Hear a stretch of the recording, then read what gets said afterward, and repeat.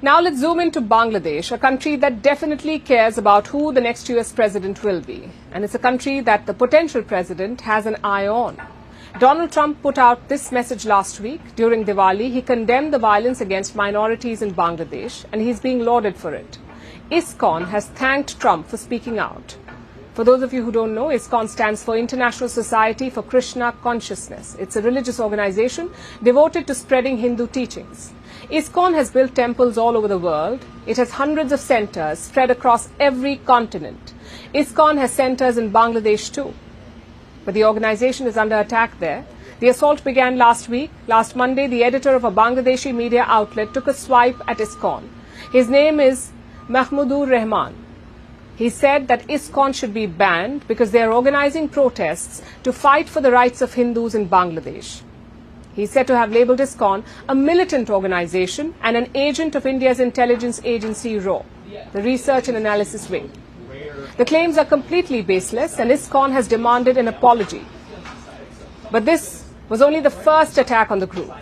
2 days later, 2 ISKCON members were arrested in a sedition case. And here's how that happened.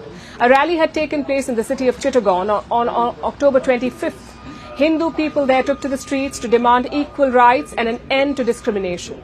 A photo went viral after the rally. It shows a flag hoisted above Bangladesh's national flag.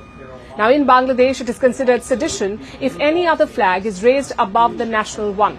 So the photo you saw caused a controversy, and this led to some classic political opportunism. Last Wednesday, a sedition case was filed against 19 people. Among them were these 2 men, ISKCON's Chittagong Division Organizing Secretary and a coordinator of the Hindu Jagran Manch.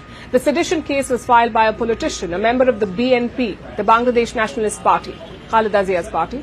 This is one of Bangladesh's main opposition parties. It's the party that opposed former Prime Minister Sheikh Hasina, and the one trying to make political gains ahead of any election in Bangladesh. So a BNP member sees a controversy and files a sedition case against some Hindus, ISKCON members in particular. The politician claimed that the flag raised above the Bangladeshi one was an ISKCON flag. But here's the problem with that little theory. ISKCON says it does not have a flag of its own, and it has no connection to the one raised in Chittagong.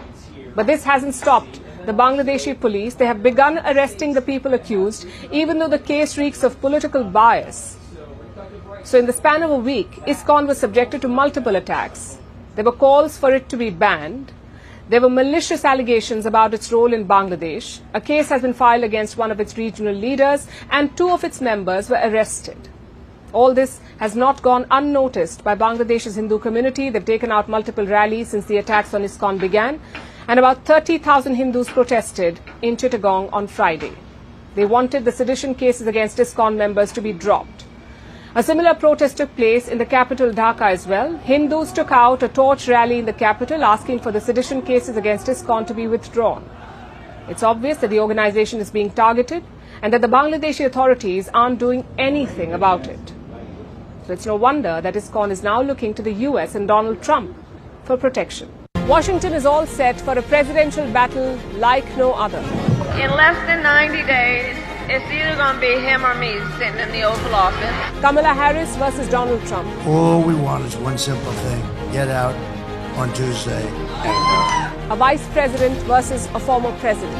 As we head towards election night, Vantage will be live from the heart of the action. Speaking to voters in this final stretch, I'm still very undecided. Very close presidential race. Tracking the campaigns as they make the last push. From exclusive ground reports to in-depth analysis, this is your one-stop destination for the presidential race. Join us on this special edition of Vantage, live from the White House in Washington, D.C.